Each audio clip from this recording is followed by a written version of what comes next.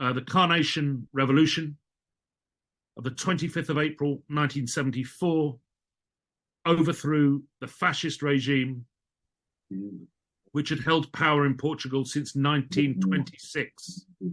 And it marked the culmination of 2 generations of illegal struggle by trade unionists, agricultural workers in Portugal's south, along with those struggling for national liberation in Portugal's colonies in Africa, and by clandestine organization in Portugal's conscript army. The Armed Forces Movement, Movimento das Forças Armadas. The Portuguese Communist Party helped to coordinate these struggles. The resulting mass movement of the Portuguese people brought a socialist constitution pledging public ownership, nationalization of the big monopolies, and cooperative ownership of the big landed estates in the south. The revolutionary government backed and assisted the process of full colonial liberation by movements in Portugal's ex-colonies in Africa. Our lecture tonight will be given by Albano Nunes, who was born in 1941 in Serra do Açor, near Coimbra. As a child, his family moved to Lisbon. He was politicized through the student struggles of 1962. He was elected to the Student Association of the Instituto Superior Técnico in 1962 to 63, the same year that he joined the Portuguese Communist Party.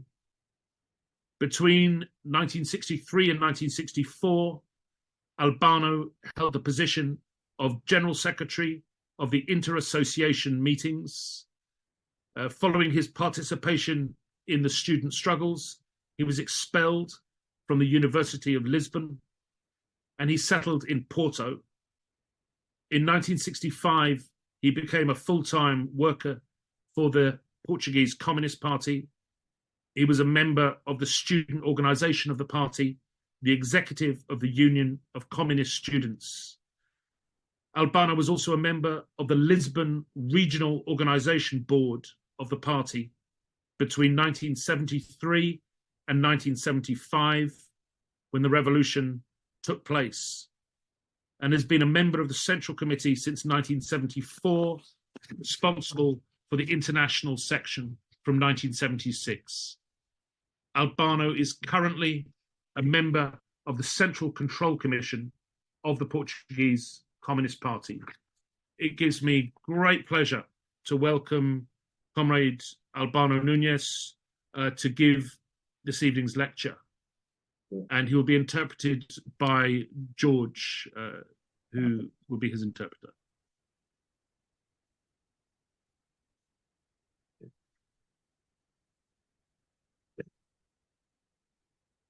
Obrigado por estas palavras amigas e solidárias.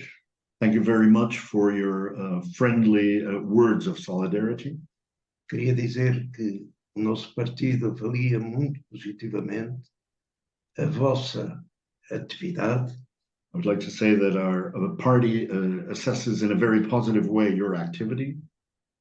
E, começando a minha intervenção, direi que é com alegria que, em representação do Partido Comunista Português, partilhamos, eu e o camarada Jorge Cadima, que me está ajudando na intervenção, partilhamos convosco esta iniciativa comemorativa dos 50 anos da Revolução Portuguesa. Foi, de facto, a primeira e, até hoje, a única revolução social na Europa Ocidental após a Segunda Guerra Mundial, uma revolução que suscitou um extraordinário movimento de solidariedade, incluindo a parte dos trabalhadores, dos comunistas e do povo britânico, e que continua a ser assinalada pelas forças progressistas de todo o mundo como um marco histórico na luta emancipadora dos trabalhadores e dos povos. Muito obrigado, camaradas e amigos, pelo vosso convite.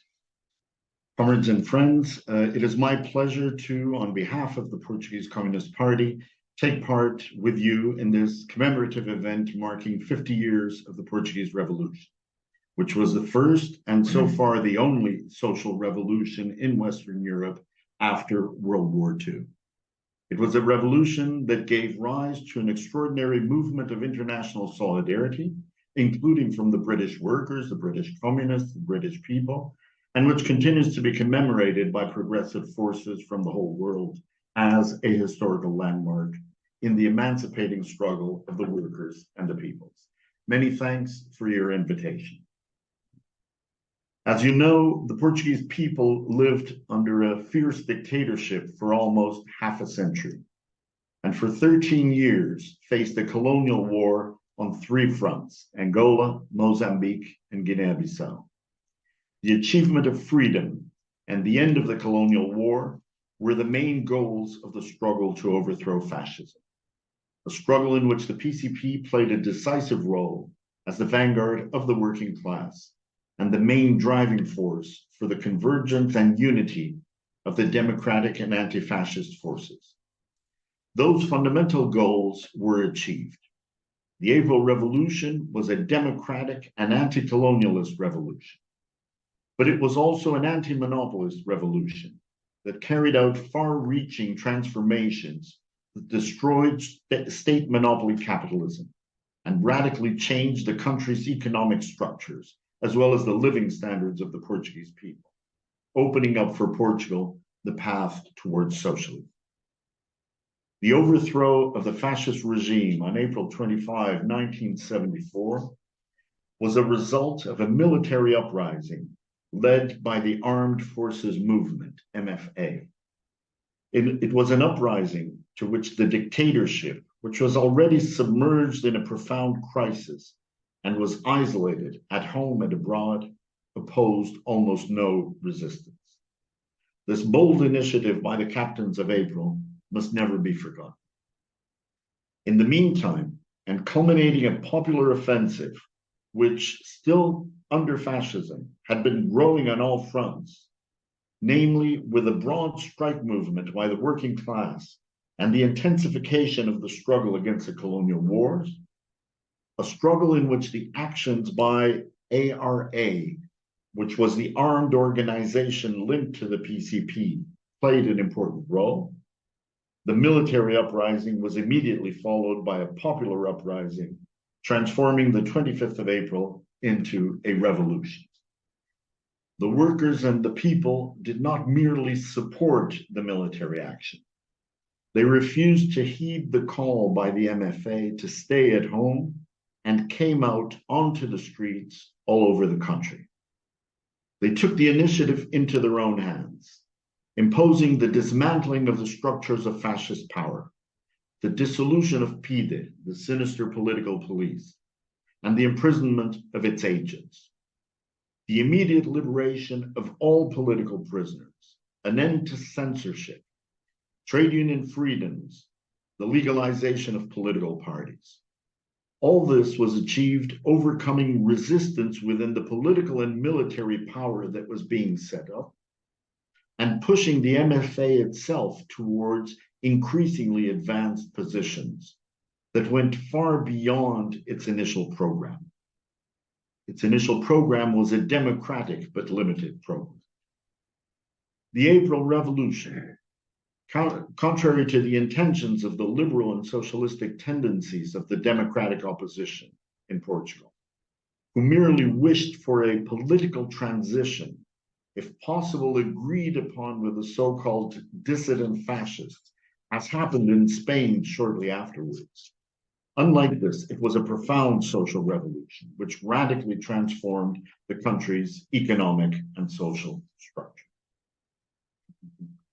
A Revolução Portuguesa, como todas as autênticas revoluções, é marcada por traços originais correspondentes à própria originalidade do desenvolvimento do capitalismo em Portugal. um país atrasado, mas com alto grau de concentração monopolista, um país colonialista, detentor do mais antigo império colonial do mundo, mas simultaneamente dominado pelo imperialismo. Um país com uma classe operária organizada e combativa e um partido comunista que se tornou realmente vanguarda da classe operária e se afirmou a grande força da resistência à ditadura. The Portuguese Revolution, as all true revolutions, is marked by original traits that correspond to the very specific originalities of capitalist development in Portugal. Portugal was a backward country, but with a high degree of monopoly concentration. It was a colonialist country with the oldest colonial empire in the world, but at the same time, a country under imperialist domination. It was a country with an organized and militant working class and a communist party that truly became the vanguard of the working class and asserted itself as the great force of resistance to the dictatorship. As the PCP always stated, there are no models or blueprints of revolution. And to understand the Portuguese Revolution's original process, it is necessary to take into account the nature of the fascist regime of Salazar and Keita. In the PCP's definition, it was the terrorist dictatorship of the monopolies in association with imperialism and of the big landowners.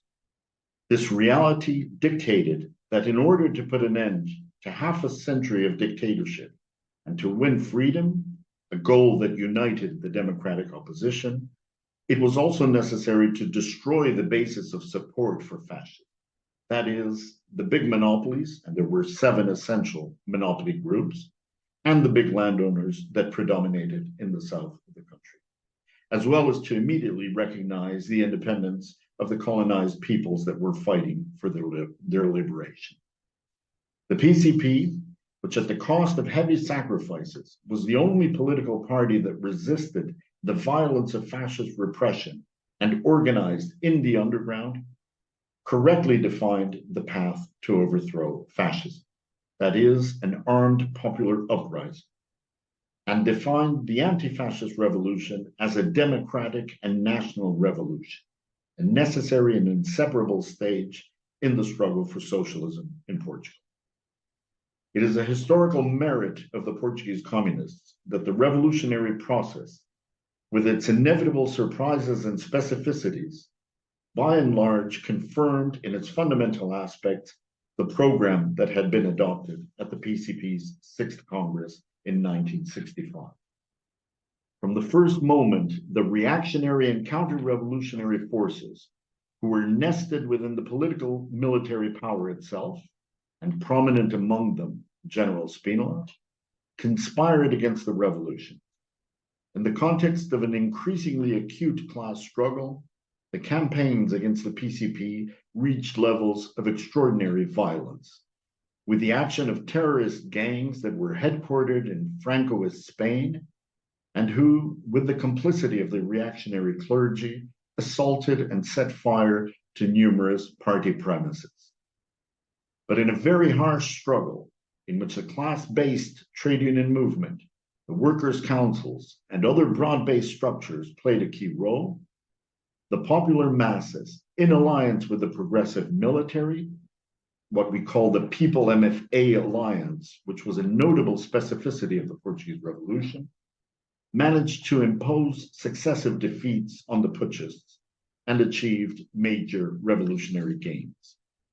The nationalization of the banking and other strategic sectors of the economy, workers' control, a land reform in the region of the latifundia. These were achievements which, as the PCP has indicated, truly placed Portugal on the path to socialism. These achievements were enshrined in the Constitution of the Portuguese Republic, which was adopted by the Constituent Assembly on April 2nd, 1976, and this despite the partial victory of the November 25, 1975 coup, which by defeating the military left and destroying the MFA, paved the way for the counter-revolution that followed. The April Revolution was, in itself, an assertion of sovereignty and national independence, which raised Portugal's prestige throughout the world, namely among the liberation movements and other revolutionary and progressive forces, in particular in Africa, Asia, and Latin America, and which opened up a policy of peace, cooperation, and friendship with all peoples. As was to be expected, imperialism targeted its powerful weapons against revolutionary Portugal. The interference and conspiracy against the revolution took on particularly serious dimension from US imperialism via Henry Kissinger and the then US ambassador to Portugal, Frank Carlucci, and from the European social democracy. The notorious and regrettable role of Mario Soares and the Socialist Party in this conspiracy are well known. And if a direct military intervention by NATO did not take place, this was due to the favorable worldwide balance of forces which then existed, to the authority and prestige of the USSR in the camp of socialist countries, and to the atmosphere of détente that Europe was then living in, and which was reflected in the historic Helsinki Conference. The revolution rocked Portugal's relations of submission to imperialism, but it did not manage to completely cut off the ties of foreign dependence on the USA, NATO, and the big capitalist powers of Europe. These bonds were tightened with Portugal's entry into the EEC European Union, an entry which was in fact conceived to counter the revolutionary process and to tie Portugal to the Europe of the monopolies. A particularly important trait of the April Revolution is the fact that its great achievements were imposed in practice by the organization, mobilization, and creative initiative of the popular masses, and only subsequently were they recognized and enshrined in the law by the political military power. But if it is remarkable that the popular masses had the strength to impose from below great democratic gains, whether political, economic, social, or cultural, they did not, however, have sufficient strength to create a revolutionary power. And being the state the central issue of any revolution, as the title of a book by Álvaro Cunhal underlines, that was the great shortcoming of the Portuguese Revolution. The April Revolution is an unfinished revolution. Many of its achievements were destroyed or severely diminished, but it would be wrong to discard what it represented and still today represents in the process of national and social emancipation of the working class, of the workers, and of the Portuguese people. In the collective memory of the people, there is a before and an after the 25th of April. And we communists are certain that the reactionary offensive to falsify history in order to settle scores with the 25th of April will not succeed. And that the dangerous advance of the right in the recent parliamentary elections of March the 10th of this year, although creating more difficult conditions for the struggle of the PCP and of the Portuguese workers, will be confronted and is already being confronted with determination and confidence. The great popular demonstrations of April 25 and May 1st will, we are certain, be great events of celebration and of struggle. Termino, camaradas e amigos, sublinhando que inacabada, embora a Revolução Portuguesa deixou sulcos profundos de conquistas, experiências e valores que, apesar de 7 revisões constitucionais mutiladoras, a Constituição da República Portuguesa ainda reflete e que estão na base do atual programa do PCP, uma democracia avançada, os valores de Abril, no futuro do Portugal, etapa atual no nosso país da luta por uma sociedade socialista e comunista. Muito obrigado. I finish, comrades and friends, by underscoring that although unfinished, the Portuguese Revolution has left profound imprints in terms of gains, experiences, and values. Despite 7 mutilating reviews, these are still reflected in the Constitution of the Portuguese Republic. And they are at the root of the PCP's current program, which is called An Advanced Democracy, the Values of April in the Future of Portugal, and which is the current stage in the struggle in our country for a socialist and communist society. Thank you very much.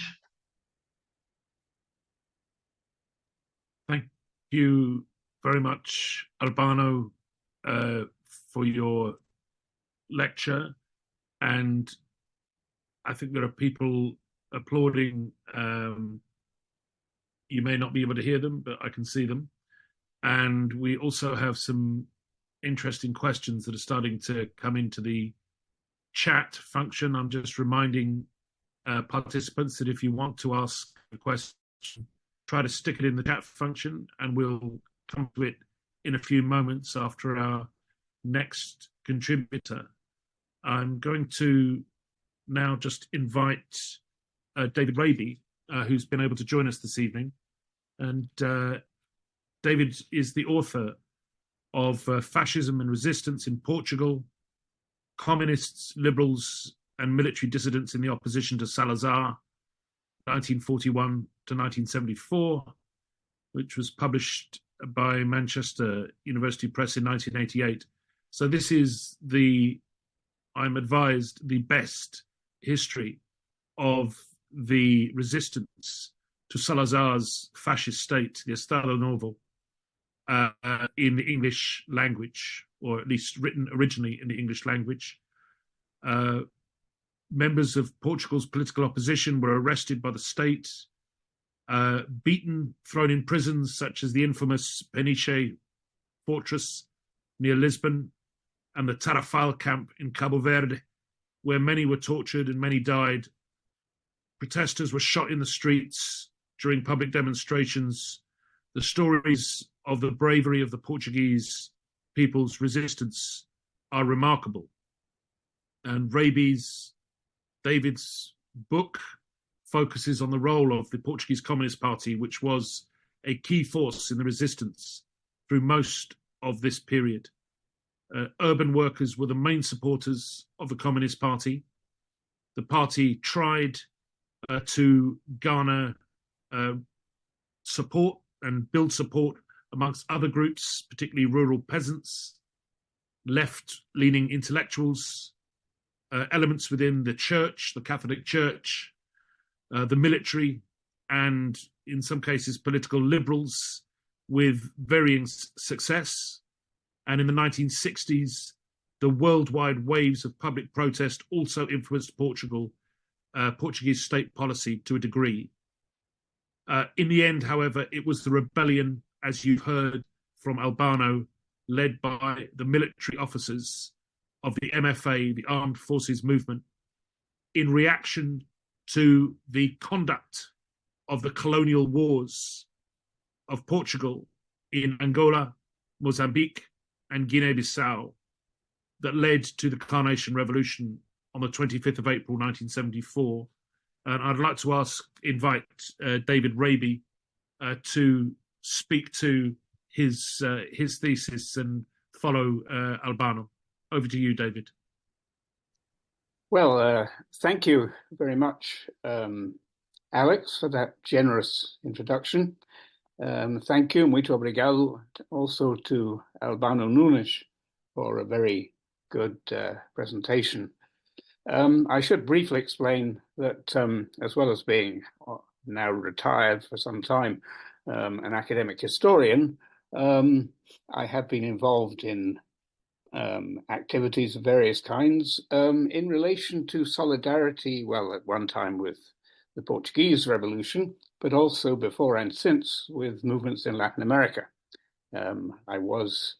My training, I am British. I grew up in Norwich, where I now live once again.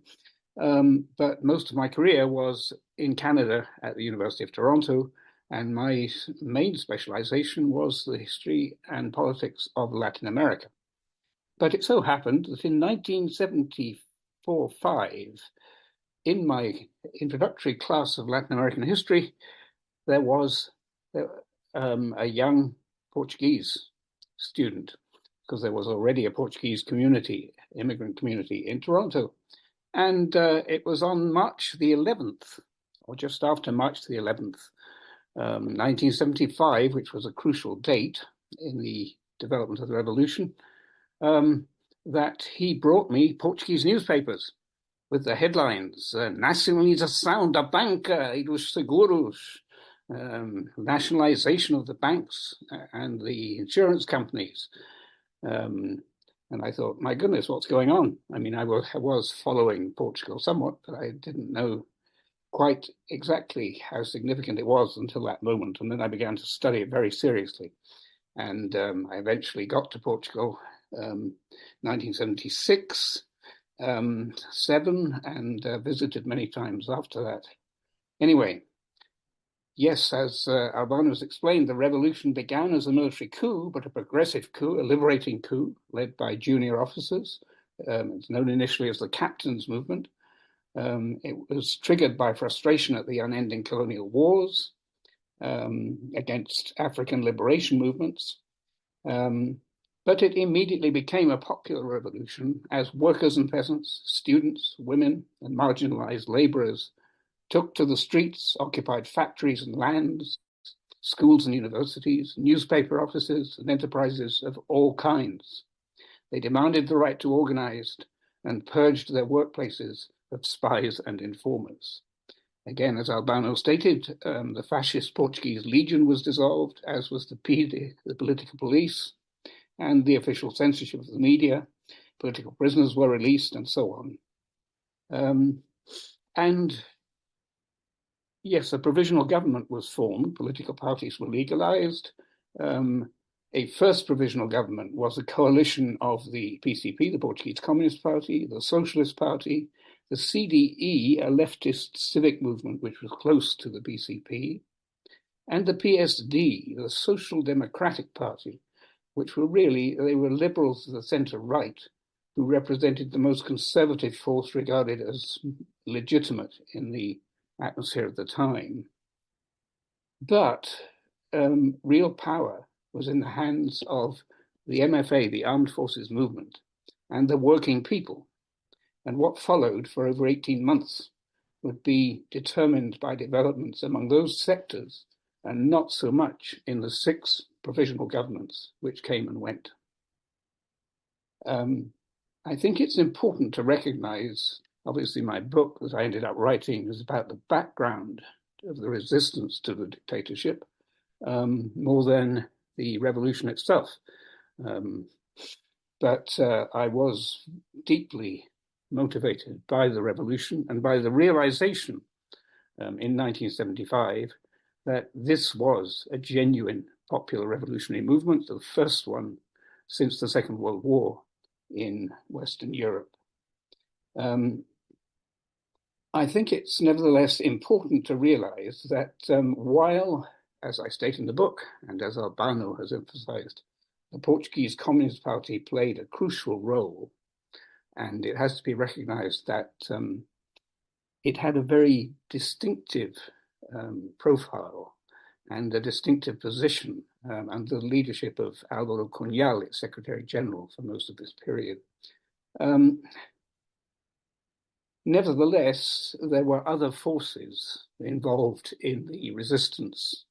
There were various socialist groups which would coalesce to form the Socialist Party, but the Socialist Party was indeed not an effective revolutionary movement. There were some people in the Socialist Party, in the left of the Socialist Party, who were genuinely revolutionary, but the party as such ended up as a typical social democratic reformist force, which ended up contributing very much to the eventual neutralization of the popular revolutionary movement later in 1975.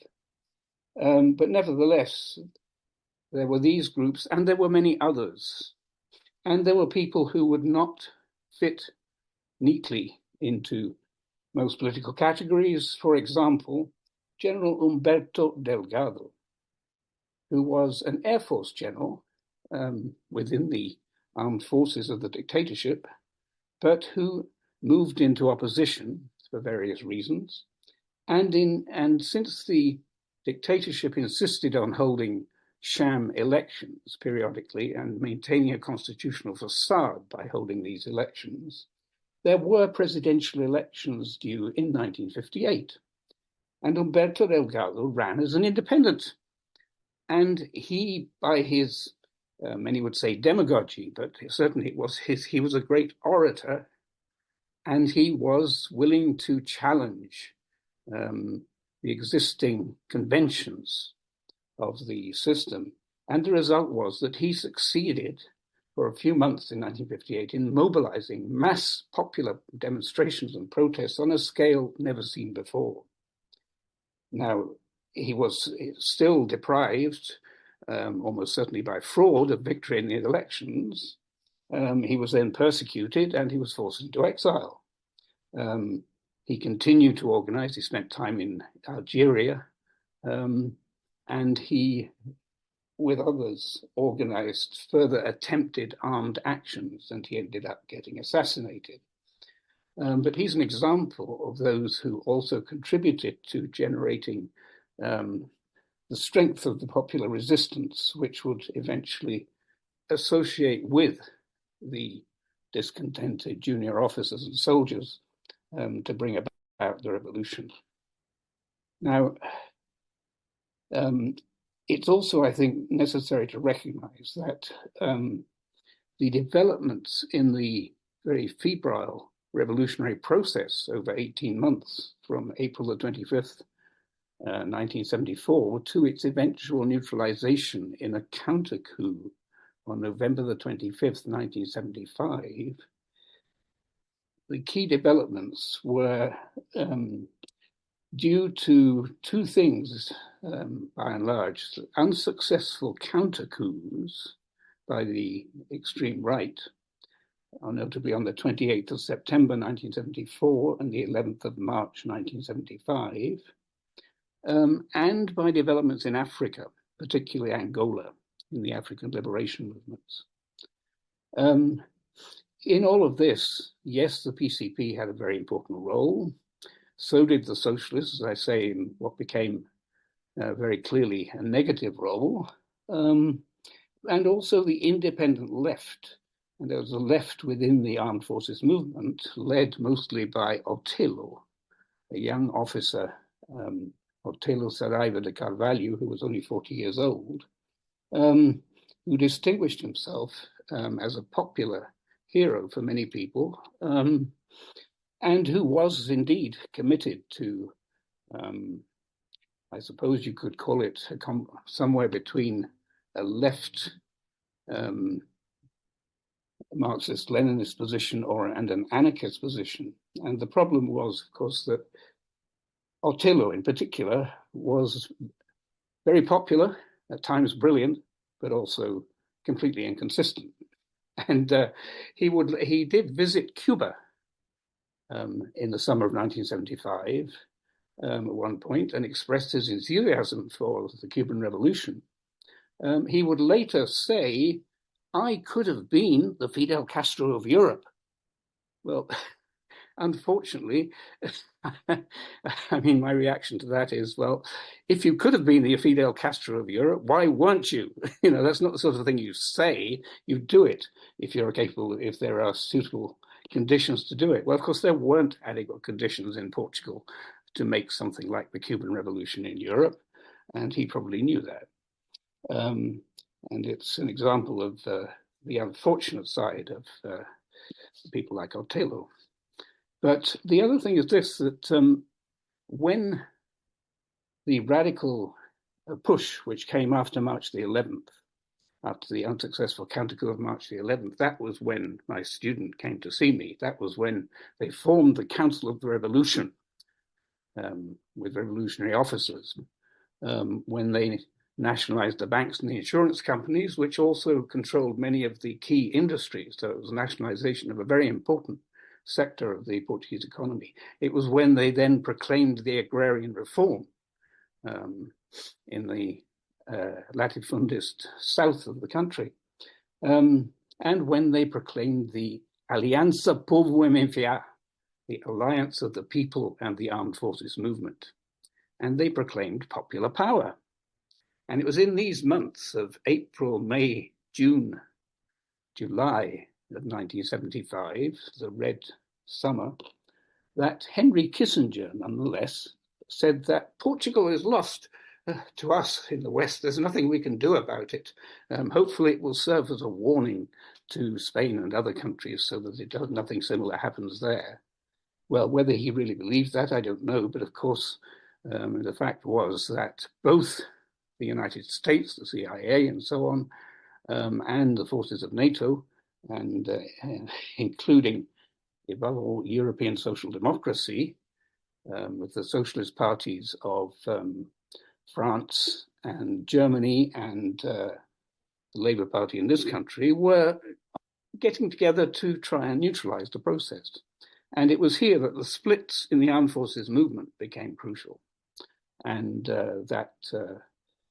well, you had a kind of heroic attempt by Vasco Gonçalves, who was an officer from the MFA who became Prime Minister of the fifth provisional government, which lasted about a month in August of 1975, to govern, well, above parties, but he was in fact close to the PCP in many respects.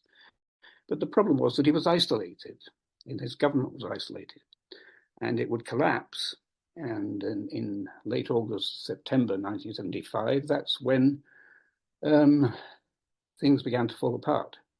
And I won't go into any more details, but as I say, it ended with a counter coup on November the 25th. Now, many people initially were alarmed that this could be like a Pinochet, a dictatorship coming back, or an even worse dictatorship in Portugal. But we soon realized that it wasn't. It was a counter coup, but it was very astutely managed, moderate, soft coup, in which the socialists played a leading role. And what they in effect had said, it seems, people like Mario Soares, the leader of the Socialist Party, had said to the United States, look, don't do anything too drastic here. We don't need a Pinochet in Portugal. We can neutralize this much more intelligently, and we will maintain liberal democracy, but we will neutralize the military left, and that's what they did.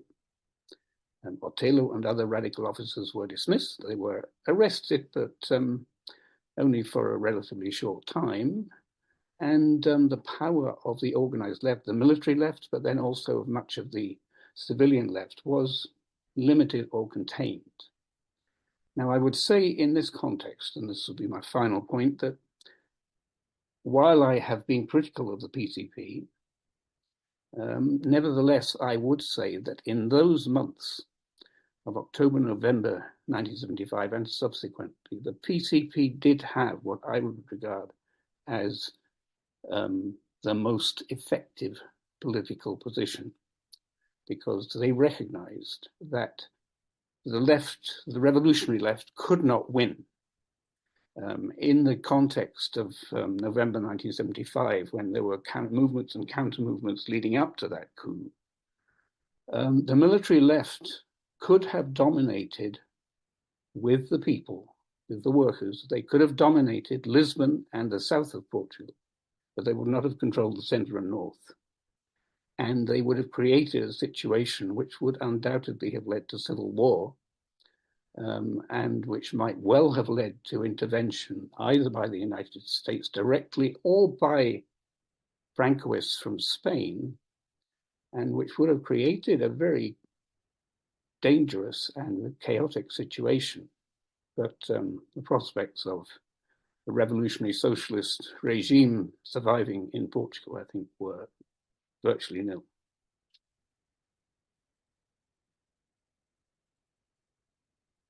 Good. I think that's really helpful in terms of putting the events and the context of the events of 1974 for our mainly British audience here, and I think that there's possibly some things that you've said that Albano might want to respond to.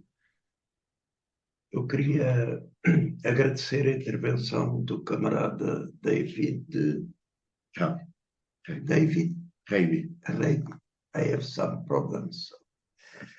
E concordar em geral, naturalmente, com a sua contribuição. Thank you very much. I would like to thank Comrade David Reiby for his contribution and to say that by and large we are in agreement with what he has said. Eu queria, apesar de tudo, só fazer 2 ou 3 sublinhados. But I would like to underscore 2 or 3 aspects. Apenas sublinhados. Portanto, o primeiro é sobre o papel das massas populares em todo este processo. The first is on the role of the popular masses throughout this entire process.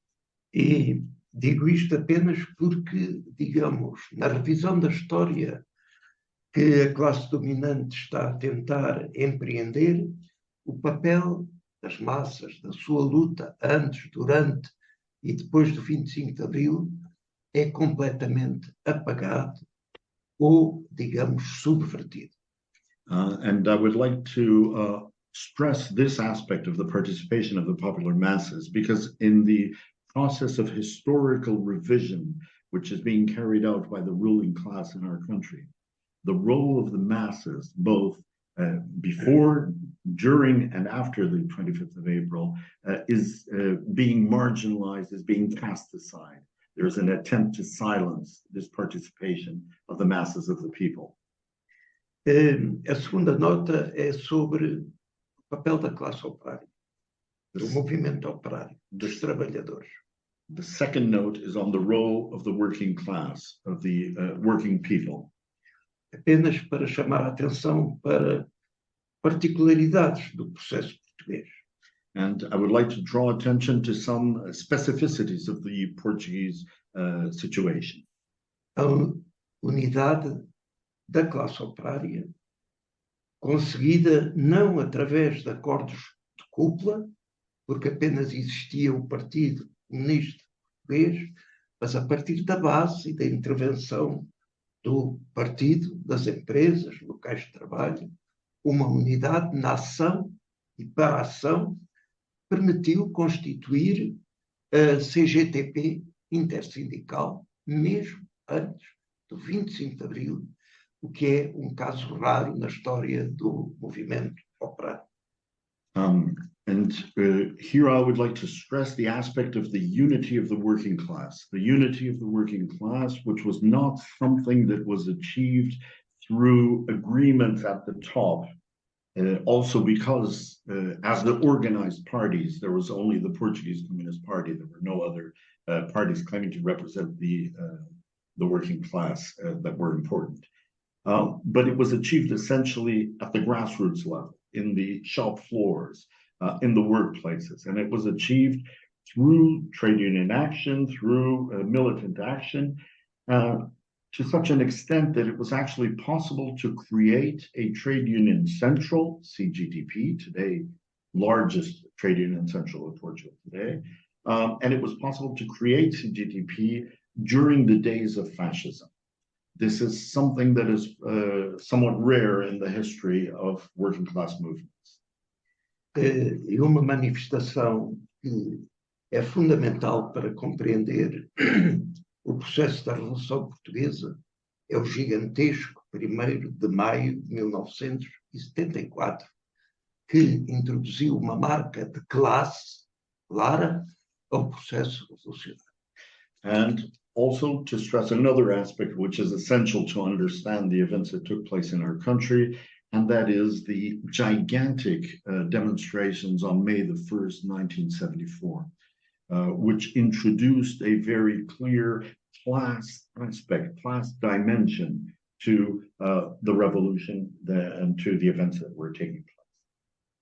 Outro aspecto é a importância do movimento democrático, da convergência, a unidade de forças democráticas muito diversas, em que o nosso partido teve um papel muito importante, sendo considerado, mesmo ainda hoje, o Partido da Unidade. And a third aspect, a third note, is to underline the aspect of the convergence of the democratic movement. And the convergence of many different strands of democratic opposition. Our party played a very significant role in striving for this unity and achieving this unity. And this is something that is still today recognized, our party's prominent role as a force for unity of the democratic anti-fascist. Duas notas apenas. A questão de Humberto Delgado, estou de acordo com o camarada. Two specific issues, the aspect of Humberto Delgado, I agree with what Comrade David Raby said. É um homem que evolui em função do desenvolvimento do movimento democrático, progressista e do desenvolvimento da luta popular. Acompanha e entende-se, digamos, com o Partido Comunista na construção da própria Frente Popular, Frente Patriótica de Libertação Nacional. Humberto Delgado was a man whose political positions evolved, and they evolved under the influence of the democratic opposition movement and of the people's struggle. He was a man who established contacts and agreements with the Portuguese Communist Party, namely in the Patriotic Front for National Liberation that was mentioned regarding Algeria. Efetivamente, digamos, acabou por prevalecer e conduzir ao seu assassinato, digamos, uma tendência histórica do movimento democrático putschista e a influência do esquerdismo provocatório. Unfortunately, and this was also something that resulted in his eventual assassination, there was a tendency, which was a historical tendency in our country, for a certain putschist view of the opposition movements. And there was also a negative factor here as well, which was the role of ultra-left movements. Outra nota é acerca do Partido Socialista. The other note that I would like to make is regarding the Socialist Party. Os grandes esforços que sempre houve para o entendimento entre comunistas e socialistas. We always strived and made great efforts for an understanding between communists and socialists.